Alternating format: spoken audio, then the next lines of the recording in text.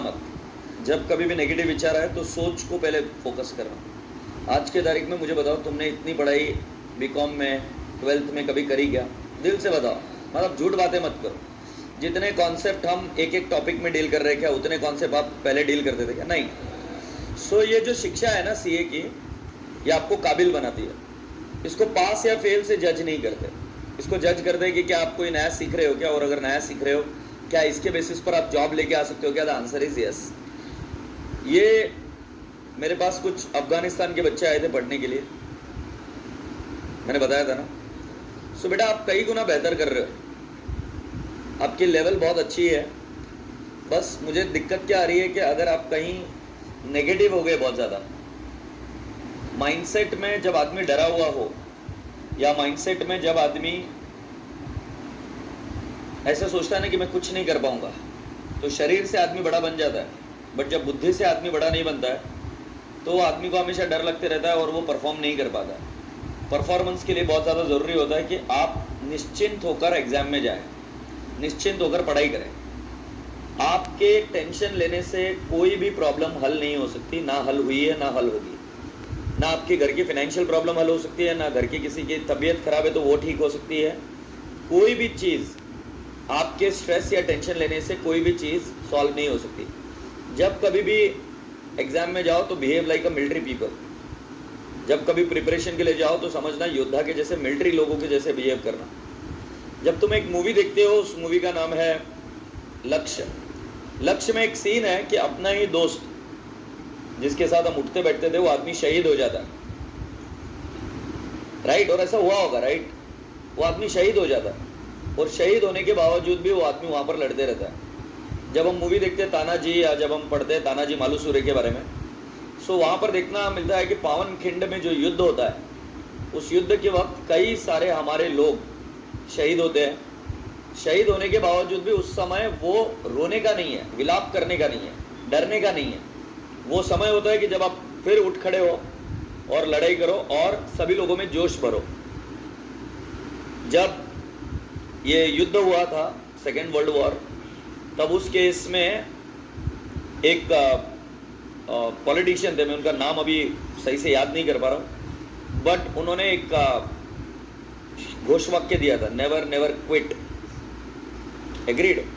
एक अच्छी पॉजिटिव बातें खुद से करना अब आपके लिए इससे पहले से कई ज़्यादा ज़रूरी हो गया है। क्योंकि बेटा जी, जो आपके मन में चलता है वो आपके मन में ही चलता है। मुझे पता भी नहीं चलेगा, ना आपके माँ बाप को पता चलेगा, ना किसी मित्र को पता चलेगा, और उससे डैमेज होता है, मैं इसके बारे में श्योर हूँ। डैमेज क्यों होता है? कि एक डरे हुए व्यक्ति को तुम कोई प्रश्न पूछोगे तो आंसर नहीं दे पाता है। जब क्लास में मैं किसी बच्चे को एकदम ही अनायास ही खड़ा कर देता हूँ और उससे कोई प्रश्न पूछता हूँ तो उत्तर नहीं दे पाता, डर जाता है। डर ये आपके ऊपर रोल करता है। आपको सीए में पास हो या ना हो, ये मेरी बात हमेशा ध्यान में रखना, डरना हमेशा ही आपको तकलीफ देगा, परेशान करेगा। उस चीज़ से डरो ना जिसमें जान में खतरा है। बाकी चीज़ में डरने की क्या ज़रूरत है? एग्जाम में क्या हो जाएगा मैक्सिमम? सही में सोचो, क्या हो जाएगा मैक्सिमम? फेल ही तो होंगे ना। बट अगर तुम डरोगे तो नहीं होने वाले होंगे तो भी हो जाओगे। समझ में आ रही की बात? ध्यान में, अगर मान लो तुम कोई XYZ स्कोर करने वाले थे, बहुत ज़्यादा डर गए हो, बहुत ज़्यादा पढ़ाई फोकस कर रहे हो, तो उस केस में बेटा जी आपके स्कोर भी कम होते हैं। लास्ट के 1-2 दिन में मैंने देखी हुई चीज़ों के मेजर नुकसान होते हैं। लास्ट के 1-2 दिन में तबीयत का खराब हो जाना, ये कोई सहयोग नहीं है। मतलब ऐसा नहीं है कि आपको लगता है कि नहीं मैं नसीब खराब था इसलिए मेरी तबीयत खराब होगी। नहीं, तबीयत खराब होने के पीछे लॉजिक सिंपल है कि आप अंदर से वीक होते जाते हो, टूटते जाते हो, तब जाके आपकी तबीयत खराब होती है। बाकी तो बॉडी सक्षम ही है ना यार। Otherwise the body is more than sufficient to take care of your health. Body को समझ में नहीं आता है क्या कि ये प्रॉब्लम हो रही है? बॉडी हमेशा आपको बुरे हेल्थ से निकालने का काम करती है। आज तक आपने किसी भी घाव को हील नहीं किया है। जब आपको घाव होता था तब बचपन में फिर भी आप खेलने जाते थे। याद करो वो चीज़, क्योंकि तुम्हें पता था कि वो हील हो जाएगा। इस उम्र में आपके पास हीलिंग कैपेसिटी बहुत अच्छी, बहुत तगड़ी है, तुम युवा माने जाते हो। तो प्लीज़ स्ट्रेस मत लेना, ये सबसे ज़्यादा प्रॉब्लमेटिक है। और अनफॉर्चुनेटली क्या है, ये तुमको चीज़ पता चलेगी, मैं बात श्योर हूँ, कि देखो यार, जो बच्चा यहाँ पर बैठा है इतने सालों से, मतलब इतने महीनों से इधर बैठा है और इतने घंटे पढ़ रहा है, उस बच्चे से मैं कहूँ कि तू सीरियस नहीं है पढ़ाई के बारे में, तो मैं मूर्ख हूँ। अब एक बच्चा पास और एक बच्चा फेल के बीच में रीजन से वेक होगा कि तुम अब अप्रोच क्या रखते हो। मैं ये नहीं कहता हूँ कि सभी लोग 300 प्लस आएंगे, उतना भी पागल नहीं, बट मैं ये मानने को भी तैयार नहीं हूँ कि तुमको 200 प्लस 220 प्लस नहीं आ सकते यार, ऐसा थोड़ी ना यार। उतनी तो पढ़ाई करी है तुमने, उतनी तो टेस्ट दी है तुमने, उतनी तो मेहनत करी है, और अगर मान लो कुछ छोटी मोटी गुंजाइश रह गई है तो वो गुंजाइश कवर की जा सकती बात है। बट जब तुम ये सोचने लगते हो ना कि मुझे कुछ नहीं आ रहा, मुझे याद आएगा कि नहीं आएगा, ये सिर्फ है ना अगर मगर वाली बात है। मुझे याद आएगा कि नहीं, अरे यहाँ पर क्लास में बैठे हुए सभी बच्चों को यही लग रहा है। अपन एक पोल ले लेते, कितने बच्चों को ऐसा लग रहा है कि उनको सारी चीजें पुरानी याद आ रही है? हाथ ऊपर करो, देख रहे हो हार्डली कोई एक हाथ ऊपर है क्या? मुझे यहाँ का लोग दिखते नहीं इसलिए मैं बोल रहा हूँ, बाकी एक बच्चे का भी हाथ ऊपर नहीं है। तो तुम्हें क्या लगता है इस क्लास के सारे बच्चे फेल होने वाले? लिख कर ले लो आज, सर पढ़ाना छोड़ दूंगा अगर सारे बच्चे फेल हुए तो। सारे बच्चे क्या, मैं बोल रहा हूँ मेजॉरिटी बच्चे पास होंगे। सिर्फ तुम मेरी बात ध्यान रखना, घर जा रहे हो तो मैं नहीं रहूंगा वहां पर, और तुम किसी को बताने वाले नहीं हो, मुझे पता है सब कुछ।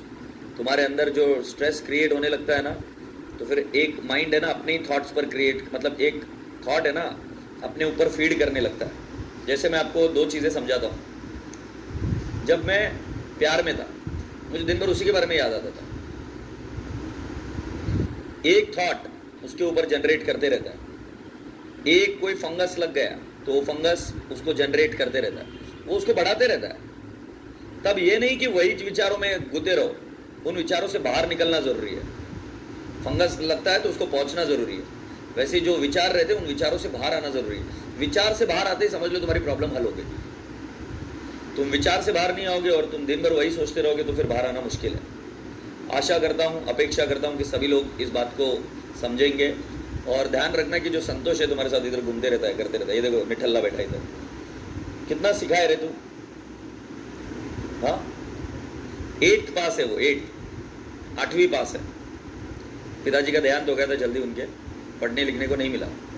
8वीं पास है और ये बताता है मुझे कभी कभी स्टोरी। हम बैठते हैं बहुत समय तक बातें करते रहते हैं। बीवी से ज़्यादा इसके साथ ही समय बिताना होता है आजकल।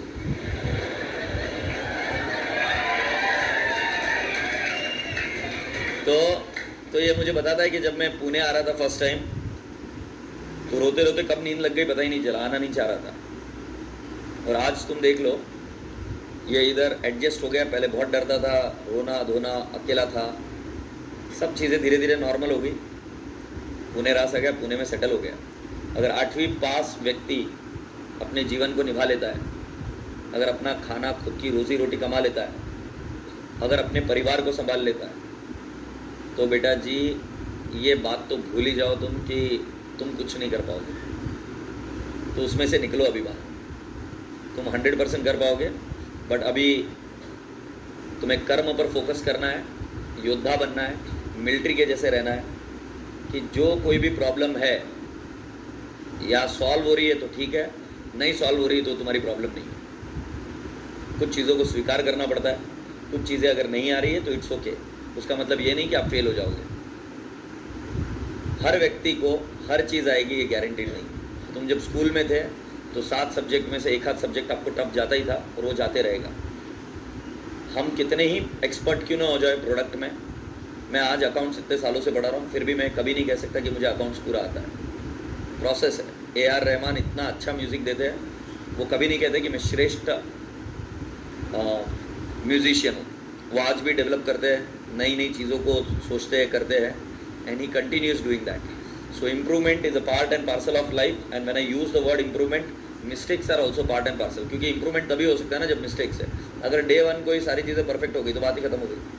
अभी एक लास्ट चर्चा कर हम इस पार्टनरशिप को आगे बढ़ाएंगे। देखो, तुम ये सोचते हो ना कि मैं पढ़ाई करूंगा तो मैं पास हो जाऊंगा, ये सब बकवास है। ये नियम ही गलत है। पढ़ाई इसलिए करो कि तुम्हें पसंद आ रही है। तुम ऐसे देखे होंगे कई सारे किस्से कि जिसमें कोई आदमी अच्छा काम करते रहता है बट उसके साथ बुरी चीज़ हो जाती है। होता है कि नहीं होता है? और कोई बहुत बुरा काम कर रहा है और उसके साथ अच्छी चीज़ें हो रही है कंटिन्यू। तुमने देखे होंगे ऐसे कई सारे किस्से, सुने होंगे, समझे होंगे।